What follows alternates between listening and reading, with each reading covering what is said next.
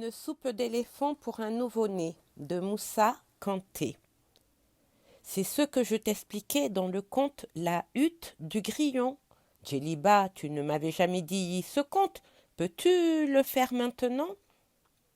Écoute bien, mon petit, viens t'asseoir à côté de moi et écoute très bien. Ce conte t'édifiera, j'en suis sûre. Il était une fois un grillon qui, à force d'errer sans domicile fixe, se décida à construire une très belle hutte pour se protéger des intempéries et acquérir un statut de citoyen parmi les hôtes de la brousse. Un jour, à la grande surprise des habitants de ces bois, de grands orages s'abattit sur la brousse, le vent soufflait très fort, les branches voltigeaient dans tous les sens, les arbres les moins solides étaient déracinés et s'extirpaient du sol comme des bouchons de champagne à des occasions festives. La brousse devenait dangereuse, la panique était générale, les animaux cherchaient à se mettre quelque part à l'abri au risque de prendre une branche sur la tête. Dans la panique généralisée, le lion, roi des animaux, aperçut la hutte du grillon. Il y accourut pour demander hospitalité en attendant l'accalmie. Le grillon lui répondit en ces termes. Votre Majesté, je vous accorde mon hospitalité, ma demeure n'est pas grande, mais elle est assez suffisante pour y vivre à plusieurs dans la paix. Peu de temps après, ce fut le tour de la panthère de venir demander hospitalité au grillon. Généreux et accueillant, le grillon lui accorda aussi. Puis les uns après les autres se succédèrent le phacochère, la hyène, le singe, le chasseur avec son fusil et son chien. La hutte était surpeuplée. Les animaux avaient de plus en plus de mal à vivre ensemble en ce lieu, sous le regard vigilant du chasseur. Leur incapacité à supporter, à trouver des compromis pour une existence pacifique pendant simplement le temps d'un orage devenait perspectible. Le roi des animaux imaginait des scénarios aux conséquences dramatiques si cette situation perdurait. Il appréhendait une fin tragique dans le feu et le sang. Pour limiter les dégâts, il s'adressa à tous les occupants de la hutte en ces mots. Mesdames et messieurs, nous sommes tous ici pour un laps de temps, juste ce qu'il faut pour attendre la fin d'un orage. Mais je sens déjà des échauffourées dans la hutte. Bien qu'en principe la contradiction soit une source de progrès, ici aujourd'hui elle peut nous être fatale. Je vous regarde, je vous vois et je vous entends tous. Vous, Madame la Panthère, tantôt vous rugissez comme moi, tantôt vous feulez et miaulez. Madame la hyène, vous hurlez ou ricanez. Vous, monsieur le singe, vous faites des grimaces, vous criez et vous piaillez. Quant à vous, monsieur le phacochère, vous grommelez dans votre coin. Monsieur le chien, vous aboyez comme ce n'est pas permis. Vous, monsieur le chasseur, comme votre ami que vous portez sur votre épaule, vous avez choisi de vous taire comme une tombe. Enfin, monsieur le grillon, vous qui êtes le maître des lieux, on ne vous entend plus dire un seul mot. Nous étouffons tous et il nous faut de la patience pour que tout finisse en beauté. Pour cela, j'invite chacun dans le calme à dire ici ce qu'il ne souhaiterait pas qu'on lui fasse. Moi qui suis votre roi, je ne supporterai pas que l'on me fixe dans les yeux. Ce serait une grave injure, un crime de lèse-majesté, un manquement à ma noblesse et à mon rang. La panthère s'empressa de répondre. Moi, la belle panthère, je vous avertis tous, le premier qui soulèvera la moindre poussière pouvant tacher ma belle robe aura de mes nouvelles. Moi, le phacochère, je ne me moque de personne, alors qu'on me foute la paix. Moi, la hyène, je n'aimerais pas que l'on se mette derrière moi. Moi, le singe, je n'aimerais pas que l'on touche à ma queue. Moi aussi, dit le chien, je n'aimerais pas que l'on touche à ma queue. La parole revenait au grillon, blotti dans un coin de la hutte, tout tremblant. Moi, le grillon, je vous prie tous de ne pas toucher mon cou. Il est très fragile. Le lion enfin donna la parole au chasseur. Celui-ci, sur un ton menaçant, lança un ultimatum que tous les animaux prirent très au sérieux. Moi, dit-il, je vous demande de ne pas réveiller mon ami qui dort sur mon épaule, car si vous le réveillez, il crachera du feu et son cri pourra fendre vos tympans et vous brûler la cervelle. Malgré le souhait émis par chacun, la paix n'était toujours pas au rendez-vous. La situation demeurait explosive. Le grillon, prévoyant un drame imminent, délicatement creusa un petit trou au fond de la hutte où il alla se mettre à l'abri avant l'éclatement de la sanglante hostilité.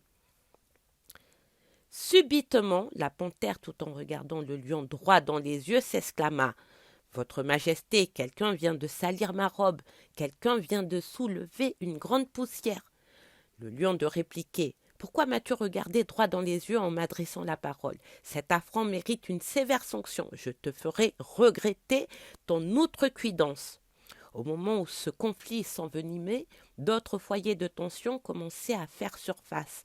La hyène accusa le phacochère de se moquer d'elle, le singe s'en prit au chien de lui tirer la queue, et le chien également reprocha à la hyène de lui avoir touché la queue. Bref, chacun cherchait à en découdre avec son ennemi ou sa proie naturelle. Enfin, la bataille que tout le monde craignait devint inévitable. Elle éclata dans la hutte. Le chasseur, dans la précipitation, tira son chien du groupe et s'éloigna de la hutte avant de la transformer en poudrière incandescente. Tous les animaux moururent brûlés vifs. Les seuls survivants de ce massacre furent le chasseur, son fusil et son chien. Quant au grillon, il dut sa survie à son « connais-toi toi-même » et à son intelligence. Les divergences entre les leaders africains et plus précisément entre les nôtres n'ont pas permis une décolonisation consensuelle.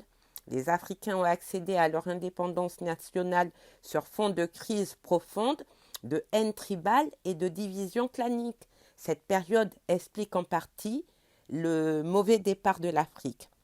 J'écoutais Djeliba toujours avec la même admiration et la même attention. La réponse qu'il apportait à chacune de mes questions m'incitait à en formuler d'autres. Soudain, je lui demandais, de cette lutte politique et tribale, quels sont ceux qui ont été les vainqueurs? Il n'y a pas eu de vainqueurs à proprement parler. Les vainqueurs, s'il faut en citer, furent ceux qui avaient un projet de société qui semblait être plus ambitieux, plus séduisant et plus proche des préoccupations des populations. Qui sont-ils? Ce sont ceux qui ont créé le PRC, né du Haredia. Ce sont eux qui ont permis à Fama de devenir le président de tout le pays. Le jour de la proclamation de notre indépendance, notre peuple avait dansé, bu et mangé comme ce n'était pas permis. Des vieillards avaient allumé des torches en plein jour pour marquer la fin de l'obscurantisme. Sur la grande place du marché hebdomadaire, des hommes tous excités étaient venus déposer les objets de torture dont le colon faisait usage au cours des dramatiques moments de la réclamation des impôts. Au son des tambours, ils ont allumé un grand feu et brûlé tous ces instruments de calvaire en chantant et en buvant. L'espoir était au rendez-vous ce jour-là. J'avais, sous le regard admiratif et attentif de Djeliba, fait mes études primaires et secondaires dans mon village. Je n'avais pas rencontré de grandes difficultés scolaires. Il m'avait très tôt appris à écouter, à observer et à analyser les choses. Mon père m'aimait beaucoup, mais il n'avait pas assez de temps pour suivre ma scolarité. Il se doutait de mon amitié avec le sage homme, mais il voulait donner l'impression de ne pas y faire attention. Cette amitié l'honorait et en même temps lui faisait peur. Il craignait le moindre heurt qui aurait pu survenir entre ce sage et moi. Il me trouvait trop jeune pour entretenir une grande relation d'amitié avec un homme si respecté et honoré par tout le village. Mon jeune âge et mon immaturité lui donnaient des soucis au point de ne pas pouvoir dormir tranquillement quelquefois. Les griots sont réputés puissants, capables de construire et de défaire un destin en un clin d'œil. Un matin alors, que je l'aidais à soigner notre chien, il me dit « Sais-tu ce qui a tué ton oncle Barou ?» Eh bien, il avait commis la plus grande bêtise de sa vie en épousant Djelikani, la nièce de Djeliba Kouyaté. Écoute-moi bien, écoute ce que je vais te dire. Tu es mon fils, je ne te tromperai jamais. Chez nous, on dit que la poule ne déterre pas du poison pour ses petits poussins. Djeliba est l'incarnation du bien, mais nous ne sommes pas égaux. Un proverbe de chez nous dit que si tous les arbres étaient aussi gros que le baobab, les hommes n'auraient pas de cure-dents dans la forêt pour se brosser les dents. Quand tu seras grand, tu éviteras de te marier avec une fille Kouyaté. Nos grands-parents craignaient cette liaison à cause d'un pacte entre eux et nous qui nous interdit de faire pleurer un Kouyaté, quoi qu'il nous fasse. Les époux ne faisant souvent de la peine, il serait préférable que tu n'épouses jamais une fille Kouyaté. Les Kouyatés sont au-dessus de tout. Nous leur devons amitié et protection, en guise de reconnaissance pour la protection qu'ils apportent au balafon de Soumaoro Kanté, notre arrière-grand-père. J'appréhendais ce que mon père voulait me faire remarquer et où il voulait en venir. Aussi, je faisais semblant de ne pas le comprendre. Il était hors de question qu'il touche à mon amitié pour Djeliba. J'en ferai une jaunisse. C'est bien grâce à lui que je suis allée à l'école des Blancs. Et ça, je ne le regrette pas aujourd'hui, car depuis que j'ai obtenu mon brevet des collèges, je suis devenue quelqu'un de très important dans le village. C'est moi qui écris et lis la plupart des courriers des villageois. Djeliba est fière et ma mère en tire orgueil et joie. À présent, je suis devenue un homme. Le cercle des sages me reconnaît tel et m'accorde une place sous l'arbre à palabres. Aux yeux de la communauté, je suis maintenant un de ses membres qui a une obligation de la défendre et de la protéger. Je n'ai plus à me cacher de personne pour rencontrer qui je veux et quand je le veux.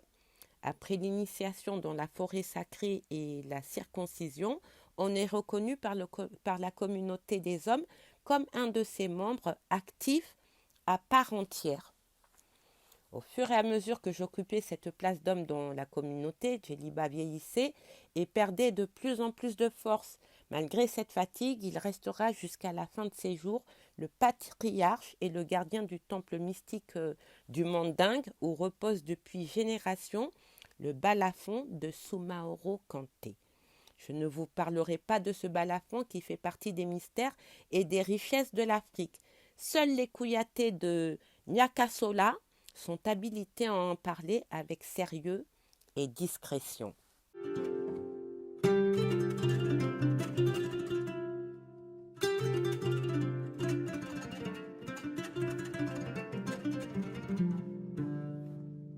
D'après la légende, Soumaoro Kanté, roi des Soso, faisait garder ce balafon dans un endroit sacré, tenu secret par un mystérieux épervier. Un jour, alors qu'il se trouvait à 1000 lieues de son antre secret, le griot de Soundiata Keita, qui s'appelait Nankouman Doua, se hasarda à pénétrer dans cet endroit, attiré par le balafon, ce mystérieux instrument. Il s'en approcha et se jeta dessus. L'épervier cria aussitôt « Hale, Hitae !» et d'ajouter « Personne ne doit toucher à cet instrument. Il n'appartient qu'à Soumaoro Kanté. Si tu le touches, Soumaoro Kanté, en un clin d'œil, fondra l'air pour te rattraper et te trancher la gorge. » Au risque de perdre sa vie, le griot supplia l'épervier de le laisser jouer l'instrument au moins une seule fois avant de mourir.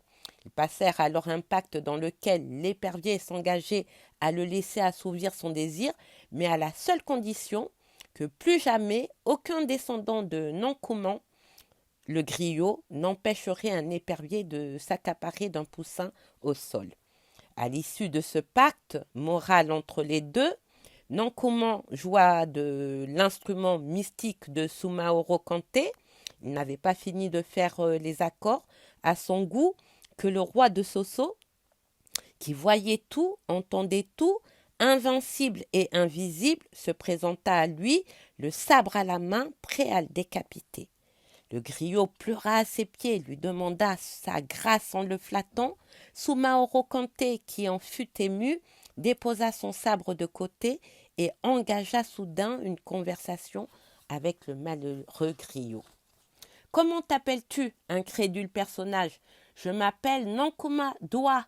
Je suis le griot de Soundiata Keita. Griot?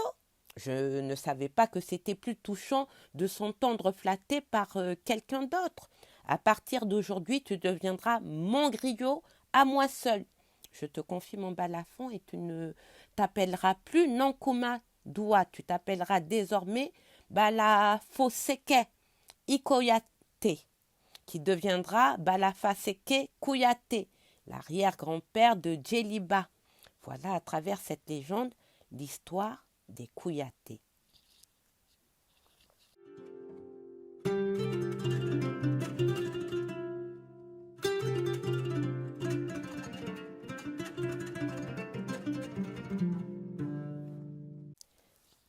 Chaque jour qui passait, Djeliba m'aidait à donner un sens à ma vie. Souvent, il me disait ceci: n'oublie jamais une seule partie de tout ce que je te dis.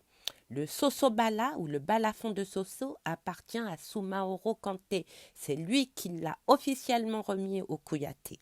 Après sa disparition, les Keita, vainqueurs de la bataille de Kirina, l'ont récupéré et comme à tour seigneur, tout honneur, ils l'ont restitué aux Kouyatés. C'est pourquoi nous, les Kouyatés, gardons et pour l'éternité très jalousement ce balafon depuis des générations. De nos jours, des jeunes Africains se battent pour transformer la demeure de ce balafon à Niakasola en musée universel du balafon qui deviendra, j'en suis sûre, un patrimoine culturel de l'humanité.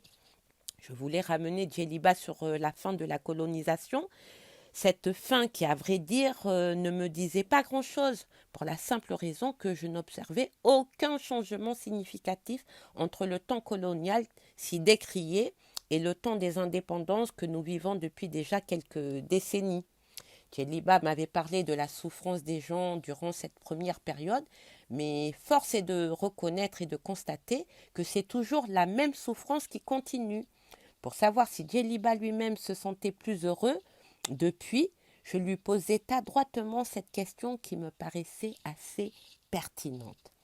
Djeliba, de nos jours, qu'est-ce qui empêche le changement tant souhaité et pour lesquels des femmes et des hommes ont perdu leur vie? À cette question, il me regarda droit dans les yeux et comme toujours avec son petit sourire narquois, au coin de la lèvre, il cracha le tabac qu'il avait dans la bouche, se redressa et recommença.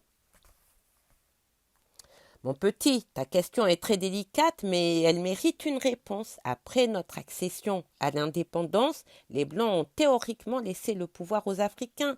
Ceux-ci, au lieu de s'unir pour combattre ensemble le mal dont ils souffraient, ont préféré faire sauter l'union sacrée pour s'entre-déchirer. Ils se sont mis les uns contre les autres dans leurs multiples et diverses contradictions, déclenchant des conflits fratricides et ethnocentriques qui se sont d'ailleurs souvent terminés dans le sang. Attentats, coups d'État ou complots, les jeunes dirigeants africains, comme des amnésiques, se sont mis à la recherche de la protection des Européens dans l'un ou l'autre des grands blocs qui existaient. C'est cette nouvelle forme de présence européenne en Afrique qu'on a appelée néocolonialisme. Mon petit, quand tu iras faire tes études à la capitale, tu recevras beaucoup d'autres informations sur le néocolonialisme. Il paraît que c'est une forme de colonisation qui n'est pas visible dans les rues. Il est essentiellement économique. Il n'a pas de bureau ni de représentation visible. Il n'a pas de drapeau ni d'hymne. Il se cache dans les veines de nos propres dirigeants et il leur fait tout ce qu'il veut.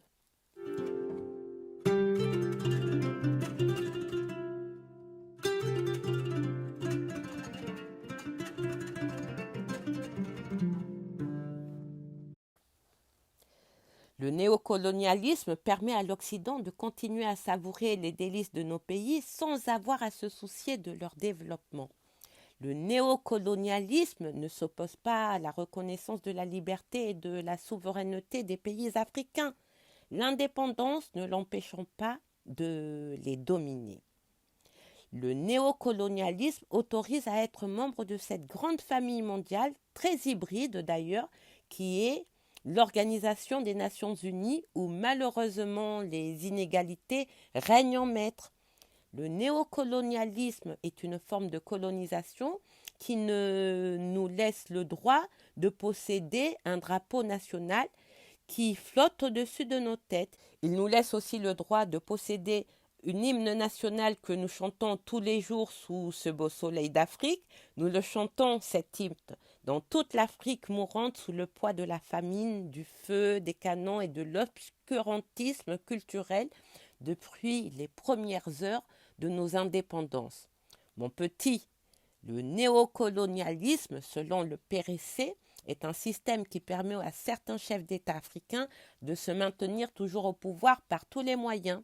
Les plus ailés d'entre eux, parfois les mégalomanes et les paranoïaques, y trouvent leur compte grâce à la bénédiction d'une puissance néocolonisatrice. Le néocolonialisme leur assure une protection contre tout et même contre leur propre bonheur.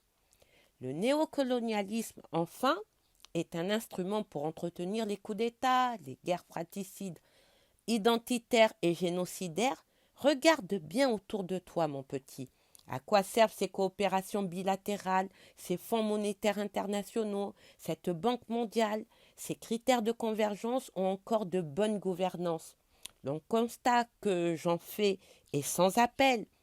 De la mondialisation, l'Afrique n'y gagne pour le moment que de belles phrases et la famine qui tue ses enfants à petit feu. À la veille de mon départ pour la capitale, je suis restée toute la nuit avec Djeliba. Il m'a prodigué de très sages conseils, il m'a rappelé de ne jamais oublier ma mission. Enfin, il m'a offert une amulette en cuir qu'il avait attachée à mon bras gauche. Très tard dans la nuit, au moment où seuls les génies protecteurs du village bougeaient encore, il m'a recommandé d'aller à la rivière chercher de l'eau dans une calebasse jamais utilisée et sans que personne ne me voie, ni à l'aller, ni au retour.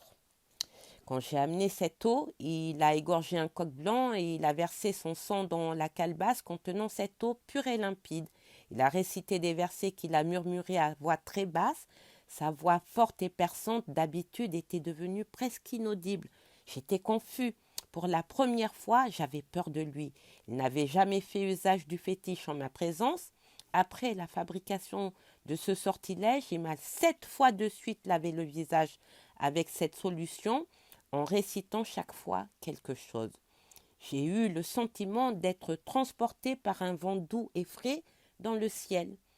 Je me suis senti léger et je me suis vu jouer avec les anges.